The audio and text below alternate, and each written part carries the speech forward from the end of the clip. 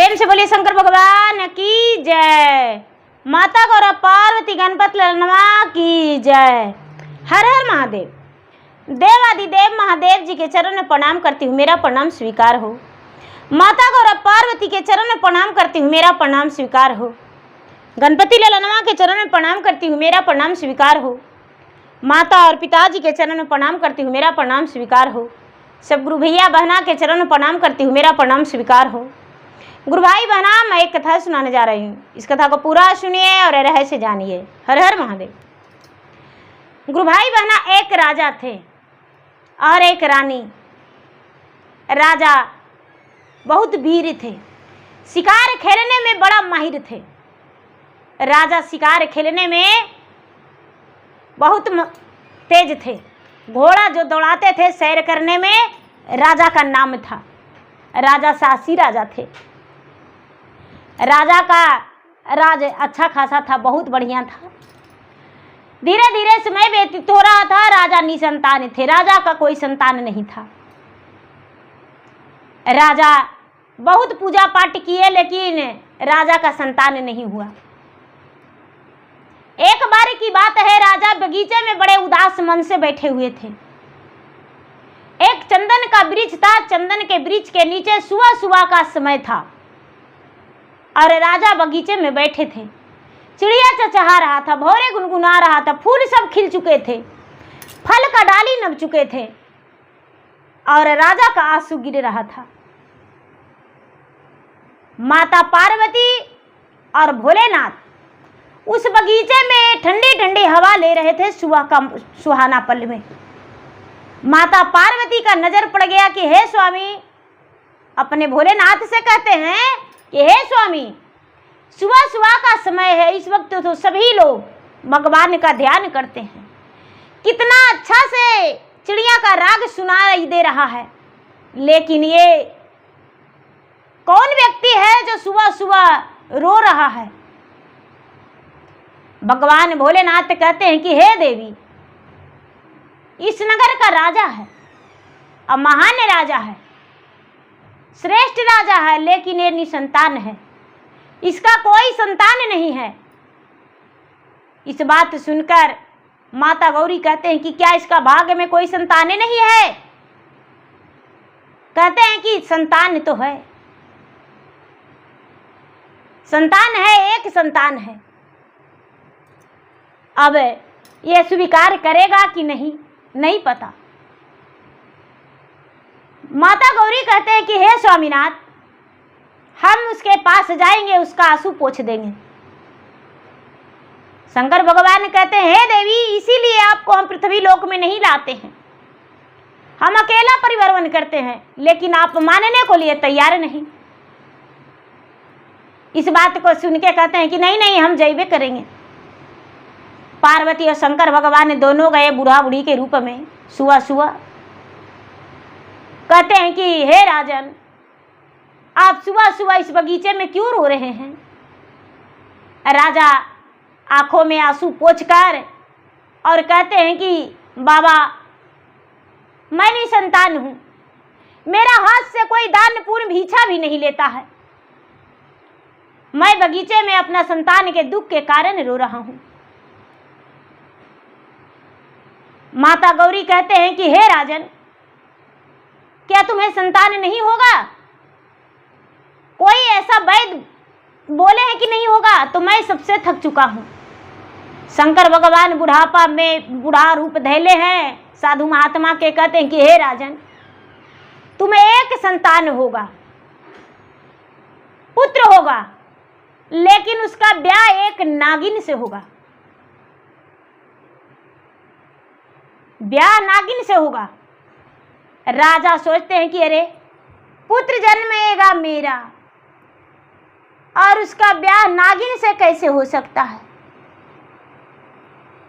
जब लड़की से ब्याह करेंगे और शादी होगा नागिन से। कहते हैं कि ठीक है महाराज, मुझे स्वीकार है, नागिन से ब्याह हम बेटा के कर देंगे। गुरु भाई बहना, शंकर भगवान कहते हैं कि हे राजन, इसी बगीचे में कोई ऐसा है जो पेड़ जिसमें एक ही फल हो, वो फल छोड़ के अब आधा आप आधा रानी को खिला देना। राजा देखने लगे तो देखते हैं कि एक अनार का वृक्ष है, वो एक है, वो एक खा गए, ले लिए, तोड़ लिए राजा। आधा रानी को और आधा खुद के, दोनों भोजन कर लिए। धीरे धीरे समय बीतने लगा गुरु भाई बहना।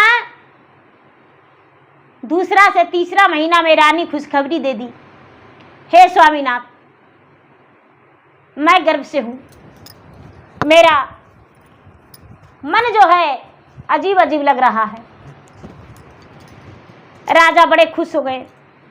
पूरे नगर में ढोल बजाया गया, नगाड़े पिटाया और खुशियों का बौछावर हो गया। दुल्हन की तरह राजा की राजमहल को सजाया गया। पूरा गलियों में पूरा धूम नाच हुआ, फूलों का बारिश हुआ। समय बीतने पर राजा की घर में रानी का 9वां महीना के बाद एक सुंदर राजकुमार जन्म लिया।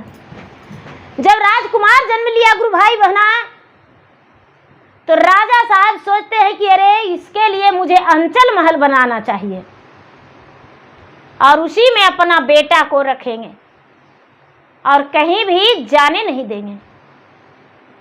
जब मेरा बेटा कहीं जावे नहीं करेगा तो मेरा बेटा को सर्प से ब्याह कैसे हो जाएगा। इसीलिए हम बेटा के रहने के लिए बंदोबस्त करेंगे अंचल महल। राजा अपने राज्य में पूरा ढिलवारा पिटवा दिए कि भाई कोई ऐसा मिस्त्री है जो मेरा अंचल महल बना देगा, उसमें एक चिट्ठी पार नहीं होगा। एक गुरु भाई बहना, जब राजा पूरा नगर में ढिलवारा पिटवा दिए तो कई मिस्त्री तैयार हो गए कि राजा साहब हम ऐसा महल बनवा देंगे जो एक चिट्ठी पार नहीं होगा। राजा साहब कम से कम 10 एकड़ जमीन में एक बहुत बड़ा महल बनवा दिए, जिसमें राजकुमार उसी में घूमता है, उसी में रहता है, उसी में खाता है, उसी में पीता है।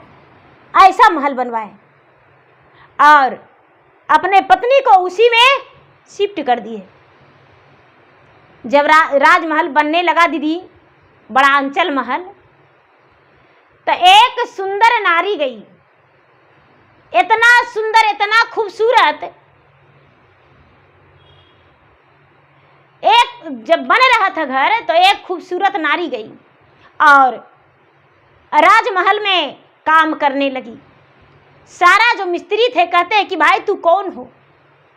बोलती है कि मैं एक गरीब हूँ, मेरा कोई नहीं है, इसीलिए ईटा भट्ठा पे काम करने आया हूँ।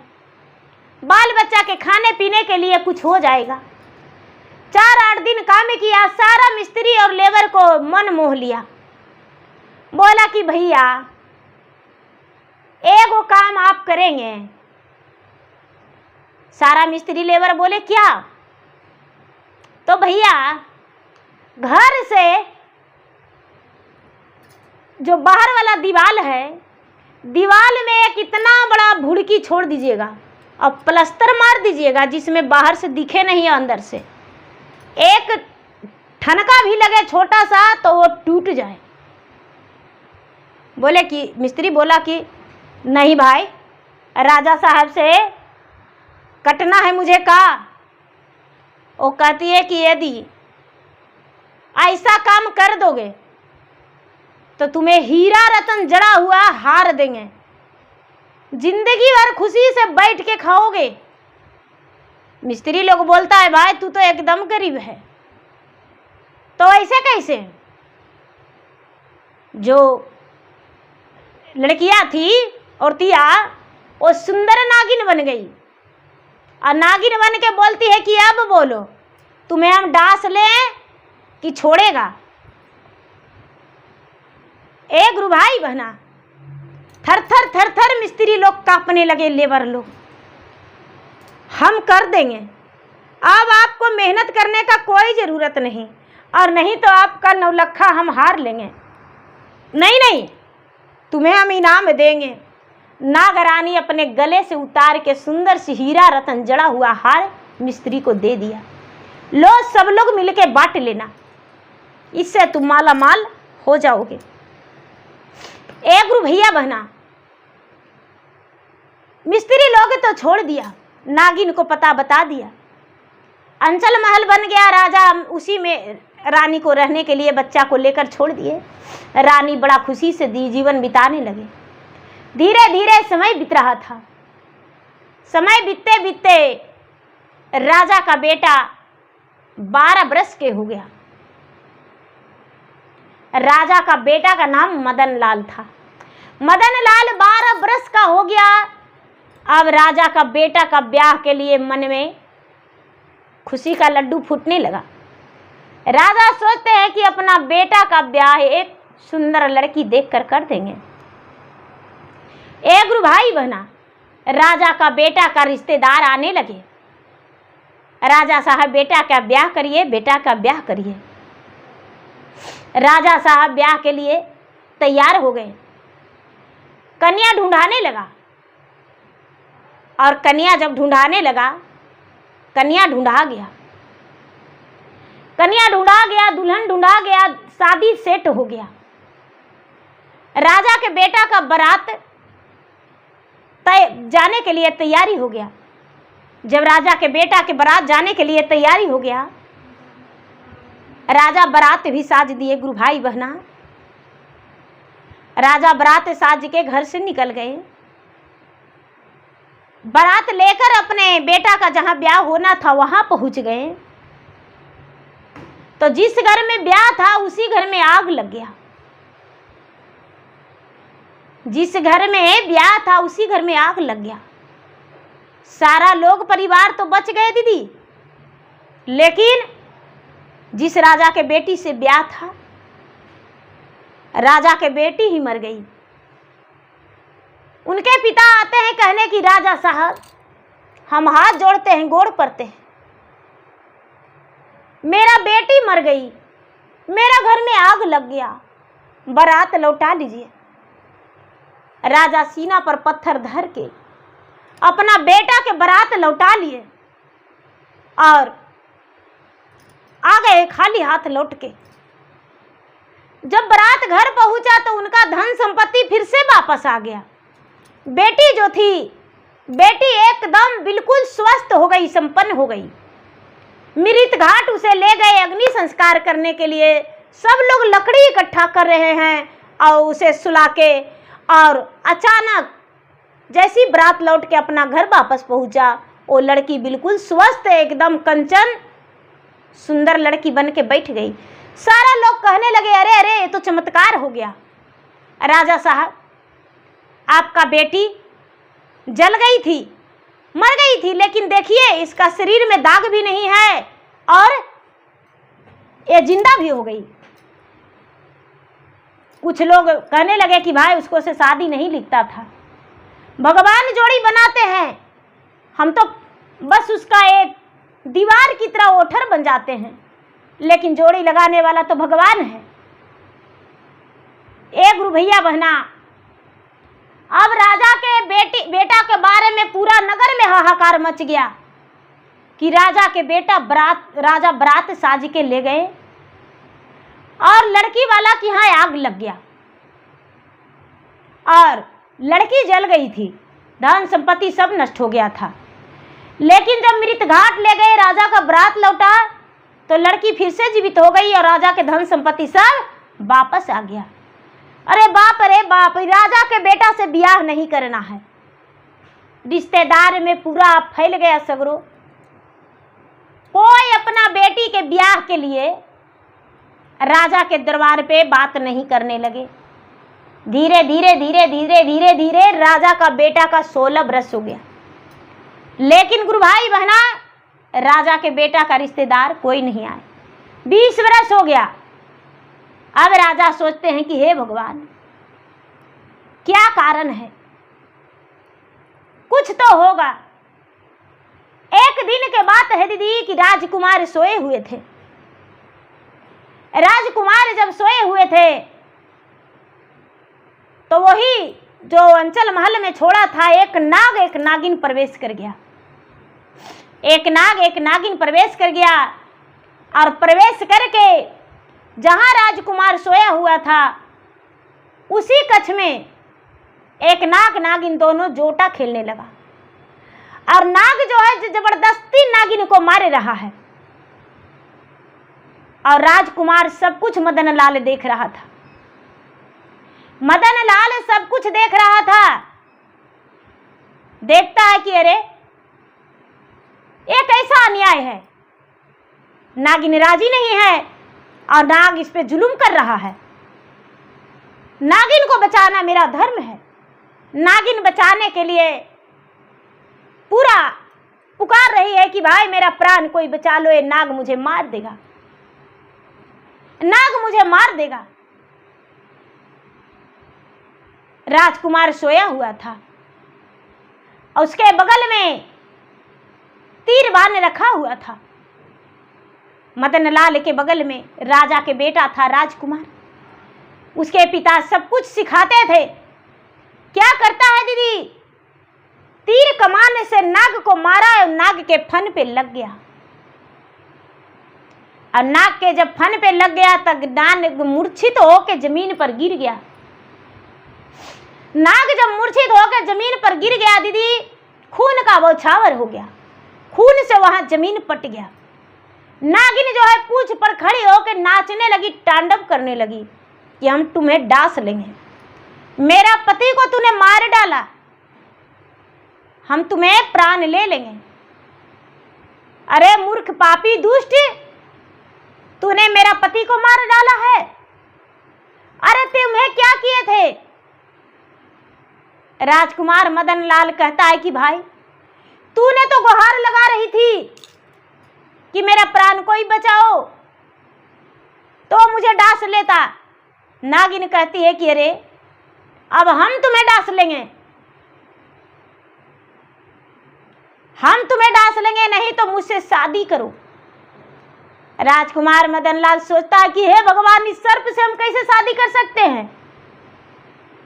एक कहती है कि मुझसे शादी करो, ऐसा कैसे हो सकता है, हम इससे शादी करके जिंदगी कैसे जी सकते हैं। नहीं नहीं,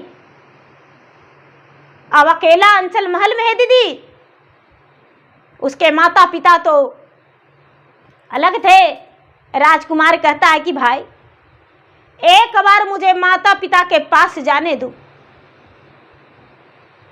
एक बार मुझे माता पिता के पास जाने दो और उसके बाद हम तुम्हें बताएंगे। नागिन बोलती है कि तो ठीक है, जब तक मैं पति को लाश के भी अपना ठिकाना लगाता हूं।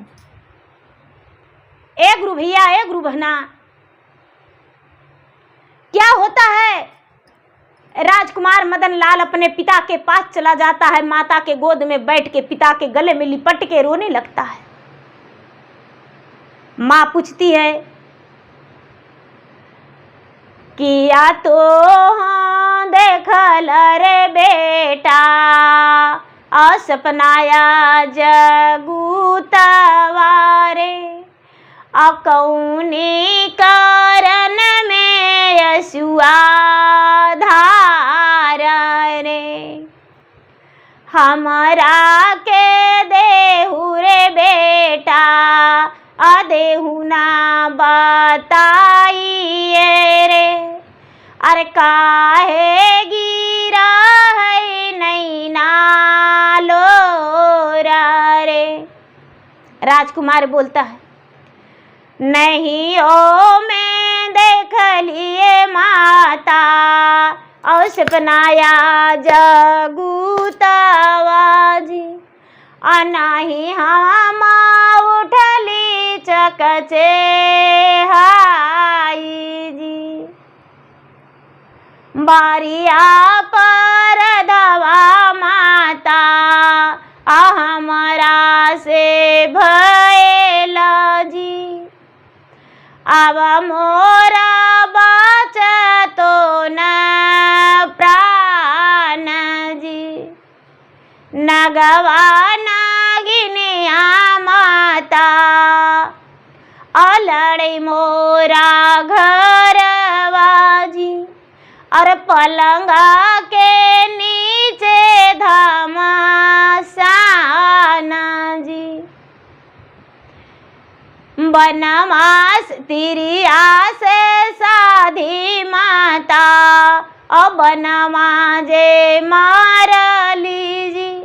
अलगी गेलो नगवा के फाना जी। मरियो में गेले माता अवे हुजे नगवा जी। और नागिन कर तो विवाह जी। रानी घबरा गई। ये बात तो रानी को पता नहीं था। राजा का तुरंत याद आ गया, आहा, एक वृद्ध व्यक्ति मुझे बताए थे बगीचे में, लगता है वही सच हो जाएगा। लेकिन नागिन से ब्याह होगा मेरा बेटा को तो मेरा बेटा तो मर जाएगा। हे भगवान, मैं क्या करूं? मुझे कोई उपाय नहीं चल रहा है। हे भगवान, अब आप ही रक्षा कर सकते हैं। गुरु भाई बहना, यहाँ क्या होता है? वो तो नागराज कोई और नहीं, नाग कन्या के पिता थे। वो तो मृत्यु नहीं हुआ था, उनके पास तो मणि था। मणि था। क्या होता है, नागराज कहते हैं बेटी तुम्हारा तो जोड़ी हम ढूंढ दिए, अब हम यहाँ से जा रहे हैं। वही जो छोड़ा हुआ था जगह, उसी से नागराज निकल गए और अपना नागलोक चले गए। नागिन जो है फन पर गुस्सा में सवार है।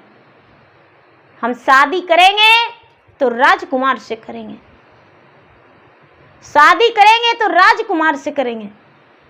राजा रानी दोनों आए, दोनों आए, हाथ जोड़ के नागिन से कहते हैं, हाथवा जोड़ी जोड़ी रानी खड़ी है जी। असुन नागिन बचाना हमारा जी।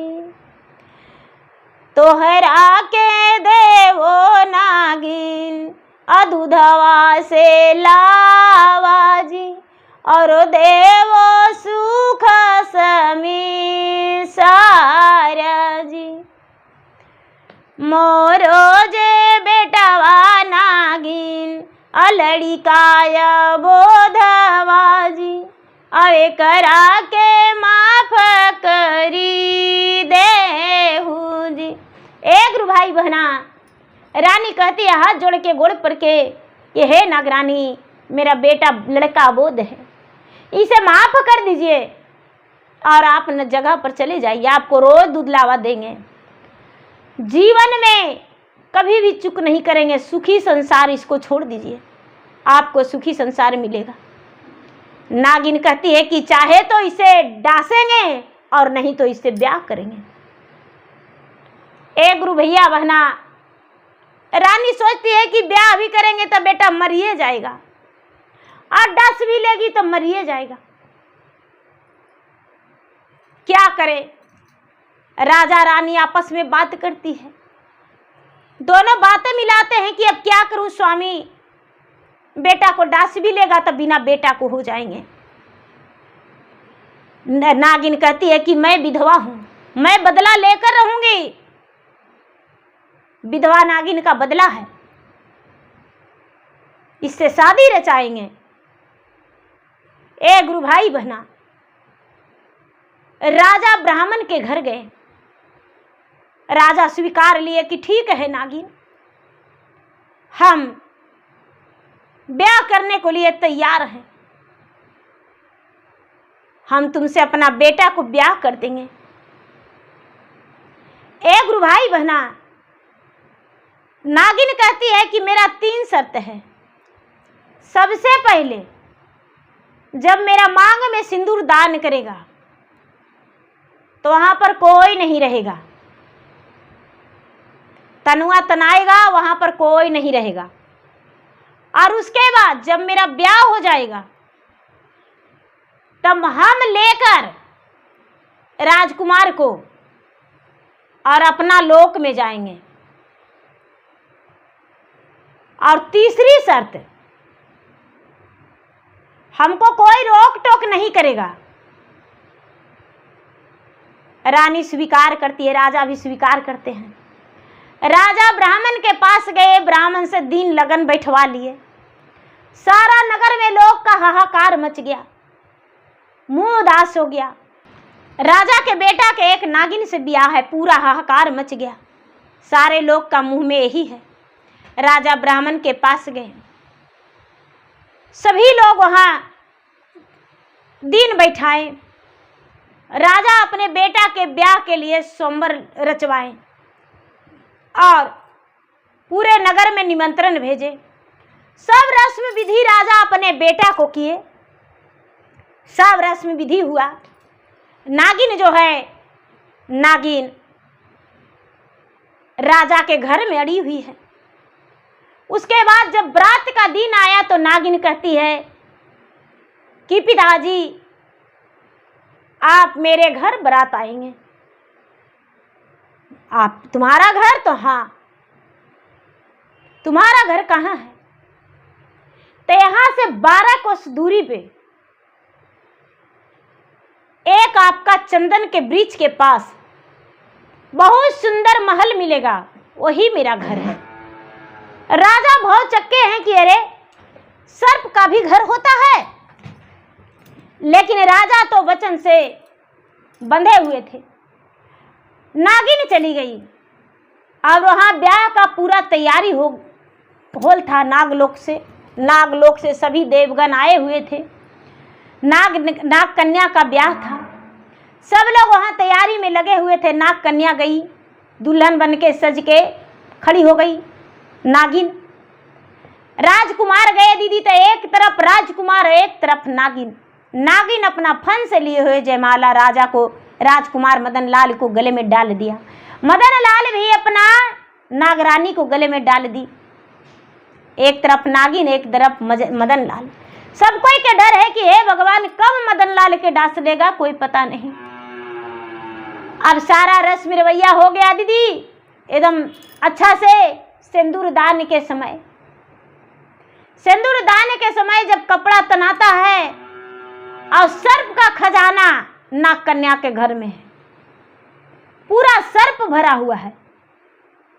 सब लोग बारात डर रहे हैं कि अरे बाप रे, खाली सांपे ही है, ये घर में खाली सांपे का घर है।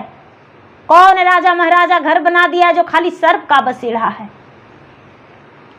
जब तनुआ तनाया दीदी, तो सिंदूर दान करने लगा मदन लाल, तो नागरानी जो है एक सुंदर राजकुमारी में बदल गई। इतना सुंदर सुहाना रूप, पूरा गहना से लदी हुई।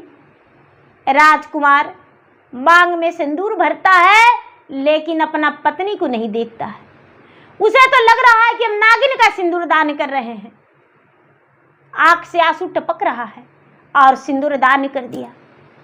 फिर से नागिन में हो गई।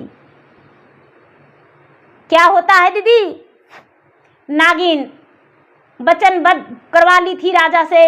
राजा से कहती है कि पिताजी अपना पति को लेकर हम नागलोक जाएंगे, हम नागलोक जाएंगे। राजा अपना बेटा को तो आधा हाथ धो ही दिए थे।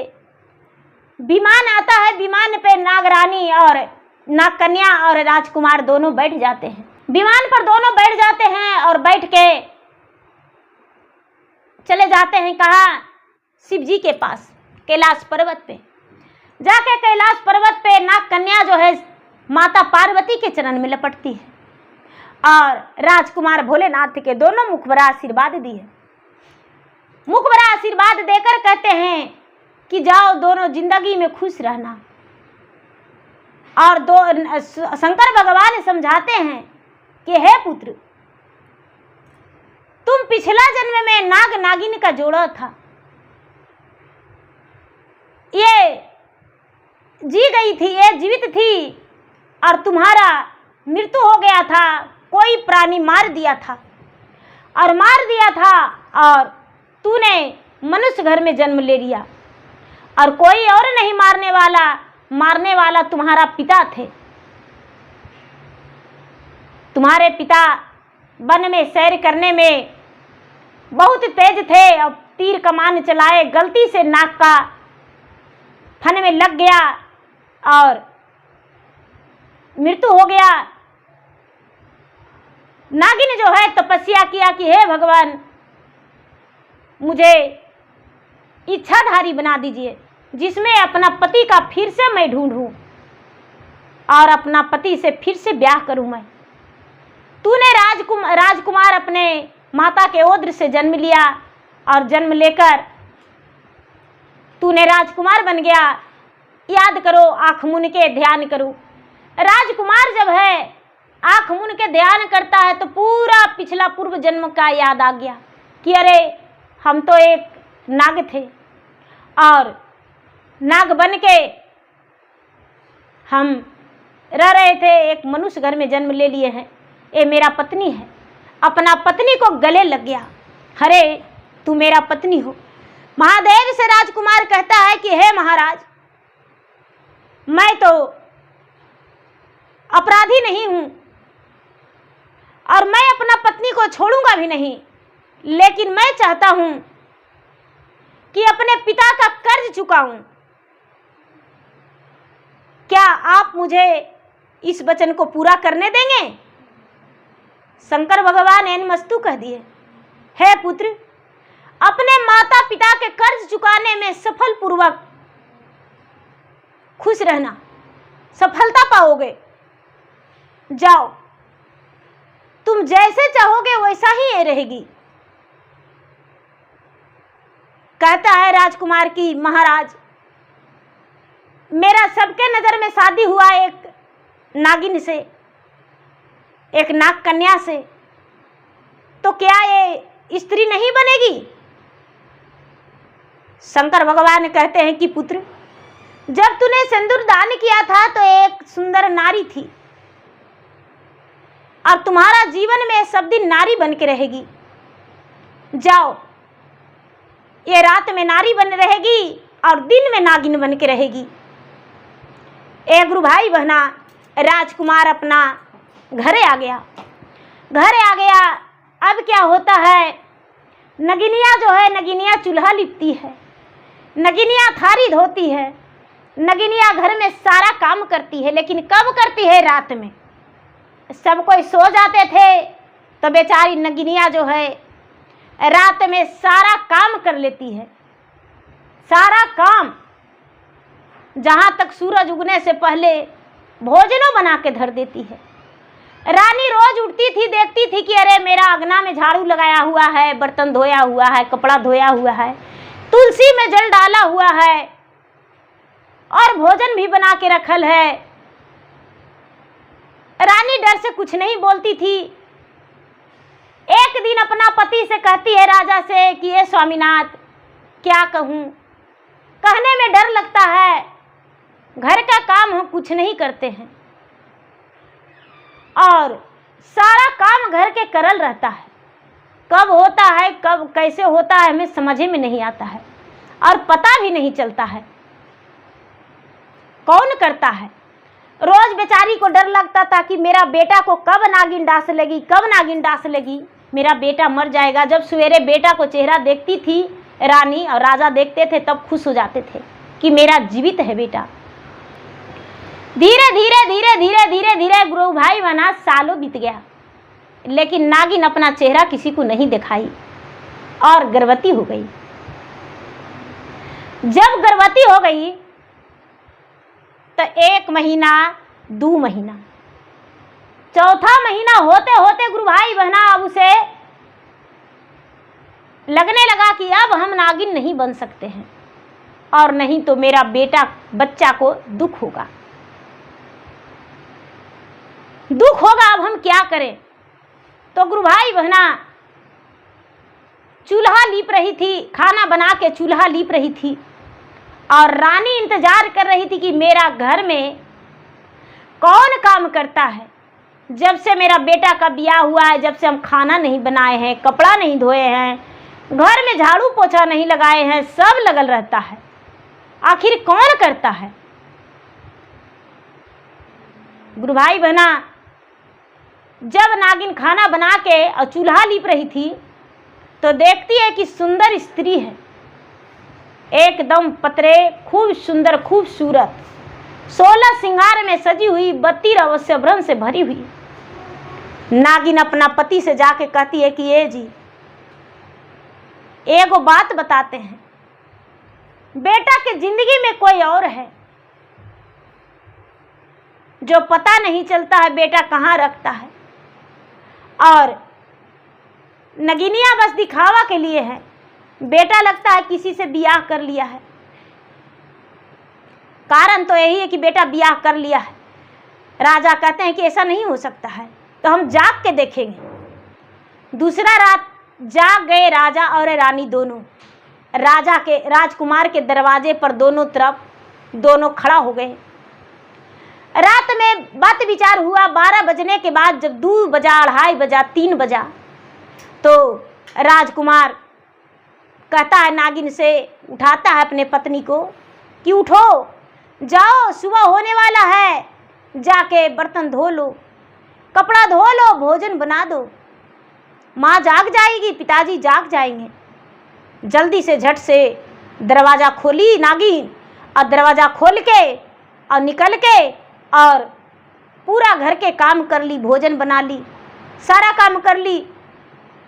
रानी देखती है तो हाथ जोड़ के कहती है कि आ में है हूँ तू हूँ उतवा से दूतवा जी, अरे किया हूँ स्वर्ग पसरा जी, कवने करन में तू हूँ अमोरो घर आयला जी, अरे हमारा के देहू ना बताई। बेचारी नागिन कहती है कि नहीं ओ में ही ऐ माता औतवा से दूतवा जी, और नहीं ये स्वर्ग पसरा जी, हम हूँ जे ही ऐ माता और तोहरो पूतो ही आजी, नाग के कन्ना हम ही जी। एक रुभाई बहना रानी में लटक, नागिन में लटक जाती है रानी और कहती है बेटी ऐसा मत करो बेटी, मुझे क्षमा कर दो, क्या गलती हुआ था जो तू नागिन बन के रहती है, अपना सब दिन तू इसी तरह रह जाओ। जब रानी लटक गई, राजा को बुलाती है कि देखिए आपकी बहू है, देखिए। पूरा गांव के लोग जुट जाते हैं दीदी। रानी तुरंत नौकर से, दरबान से कहती है कि मेरा गांव का लोग को बुलाओ। गांव का लोग आए, सब लोग देखते हैं कि अरे राजा की पतोह एक सुंदर नारी है, नागिन नहीं, वो 4 महीना के गर्भ से ही थी। अब राजकुमार सबके सामने पूरा सच बताता है कि देखिए पिताजी, मेरा कर्म के लिखा हुआ था एक नागिन से ब्याह, लेकिन आप नहीं बताए थे, और कर्म का लिखा मिटता नहीं है। तो पिताजी, जीवन संगनी मेरी यही नाग कन्या है और पूरा जीवन भर मेरे साथ रहेगी, जन्मों जन्मांतर के हैं। गुरु भाई बना सब लोग देखे, सब लोग प्रजा कहने लगे कि राजा साहब मिठाई बांटिए, आप तो दादा बनने वाले हैं। राजा साहब नगर में मिठाई बंटवाए। 9वां महीना के बाद मदन लाल के पत्नी नाग कन्या के ओद्र से सुंदर जुड़वा पुत्र हुआ और पूरे राजभवन में खुशहाली का ठिकाना नहीं था। फूलों का बारिश हुआ और खुशी खुशी जीवन दोनों बिता दिए। तो देखिए गुरु भाई बहना, नाग रानी तपस्या करके और अपने पति को फिर से प्राप्त कर ली और जन्मों जन्मांतर साथ निभाई। पतिव्रता वो नागिन थी जो कि तपस्या करके और अपना पति का फिर से पत्नी बन गई और सुहागन उन्हीं का हाथ से हुई। विधवा नागिन का बदला। तो गुरु भाई बहना मेरा वीडियो अच्छा लगे तो मेरा वीडियो को लाइक करें, शेयर करें। चैनल पर यदि नए हैं तो चैनल का सब्सक्राइब करें, बेल आइकन घंटी को दबाएं, जो कि मेरा वीडियो का नोटिफिकेशन सबसे पहले आपके पास जाए, आप मेरा वीडियो सुन सके। कमेंट बॉक्स में हर हर महादेव जय श्री गुरु जरूर लिखे। धन्यवाद।